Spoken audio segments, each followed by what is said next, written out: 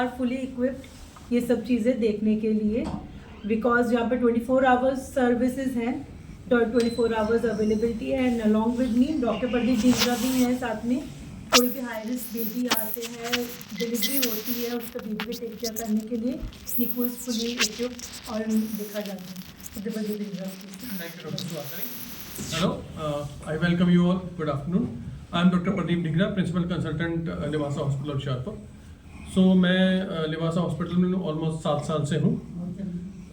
जैसे कि डॉक्टर सुहासिनी ने बात की प्रेगनेंसी और डिलीवरी रिलेटेड, तो मैं आपसे बात करना चाहूँगा न्यूबॉर्न बेबी और बच्चों के बारे में।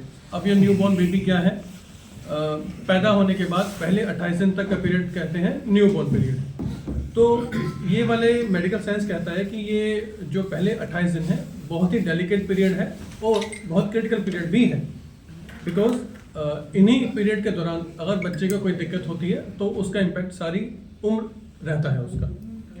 तो जो 28 दिन के अंदर जो दिक्कतें हैं, जैसे कि मैडम ने बताया कि लेट मैरिजेस हो रही हैं उसके कारण भी, और अगर मदर को कोई किसी तरीके की इलनेस है, जैसे उसे प्रेगनेंसी के दौरान डायबिटीज़ हो गया, शुगर हो गया, या ट्विन प्रेगनेंसी है, इनके कारण बच्चों का वजन कम होता है जो पैदा होते हैं।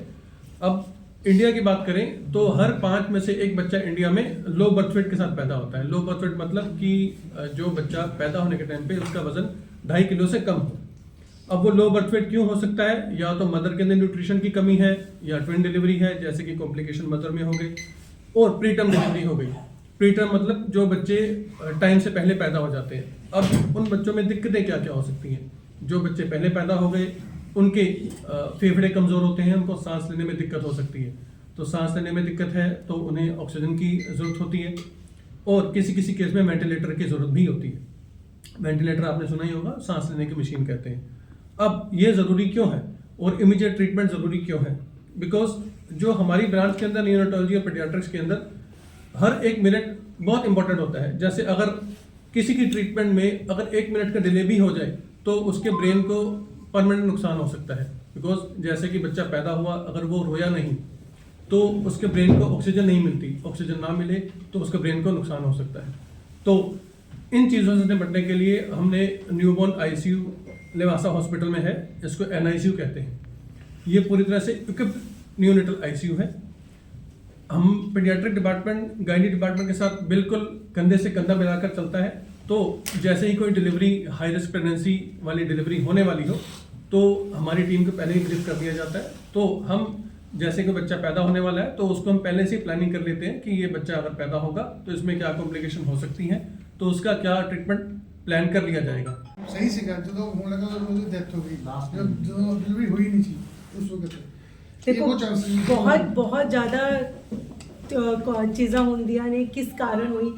मदर ਦਾ BP ਵੱਧਦਾ ਨਹੀਂ ਰਿਹਾ ਸੀਗਾ, ਬੱਚੇ 'ਚ ਕੋਈ ਹੋਰ ਕੰਪਲਿਕੇਸ਼ਨ ਤਾਂ ਨਹੀਂ ਸੀਗੀ, ਕੀ ਪਤਾ ਡਿਊਰਿੰਗ ਪ੍ਰੈਗਨੈਂਸੀ ਹੀ ਪਤਾ ਨਾ ਚੱਲਿਆ ਹੋਵੇ ਬੱਚੇ ਦੇ ਅੰਦਰ ਕੋਈ ਪ੍ਰੋਬਲਮ ਹੋਵੇ ਜਾਂ ਮਦਰ ਦੇ ਅੰਦਰ ਕੋਈ ਪ੍ਰੋਬਲਮ ਹੋਵੇ। ਜਦ ਡਿਲੀਵਰੀ ਹੁੰਦੀ ਹੈ ਤਾਂ ਬੋਡੀ ਦੇ ਉੱਤੇ ਬਹੁਤ ਜ਼ਿਆਦਾ ਲੋਡ ਹੁੰਦਾ ਹੈ, ਮਦਰ ਦੀ ਬੋਡੀ ਦੇ ਉੱਤੇ ਵੀ, ਤੇ ਬੇਬੀ ਉਹ ਕੀ ਡਿਲੀਵਰੀ ਨੂੰ ਝੇਲ ਪਾ ਰਿਹਾ ਹੈ। ਇਸੇ ਕਾਰਨ ਕਹਿੰਦੇ ਕਿ ਜਿਹੜੀ ਆਪਣੀ ਪ੍ਰੈਗਨੈਂਸੀ ਦੀ ਪੂਰੀ ਚੈੱਕਅਪ ਹੈ ਹਸਪੀਟਲ ਵਿੱਚ ਰੱਖਣੀ ਚਾਹੀਦੀ ਹੈ। ਜਦੋਂ ਜਿਵੇਂ ਡਾਕਟਰਸ ਕਹਿੰਦੇ ਨੇ ਚੈੱਕਅਪ ਲਈ, ਟੈਸਟ ਲਈ, ਉਹ ਕਰਵਾਉਣੇ ਚਾਹੀਦੇ। ਹਸਪੀਟਲ ਤੇ ਇਹ ਜੀ ਹਸਪੀਟਲ ਜੀ ਹੋਇਆ ਸਾਰਾ ਸ਼ੁਰੂ ਤੋਂ ਲੈ ਕੇ ਮੈਂ ਕਿਸੇ ਹਸਪੀਟਲ ਦੇ ਬਾਰੇ, ਕਿਸੇ ਡਾਕਟਰ ਬਾਰੇ ਕੁਝ ਨਹੀਂ ਕਹਿ ਸਕਦੀ। ਕਿਸੇ ਹਸਪੀਟਲ, ਕਿਸੇ ਡਾਕਟਰ ਬਾਰੇ ਕੁਝ ਨਹੀਂ ਕਹਿ ਸਕਦੀ।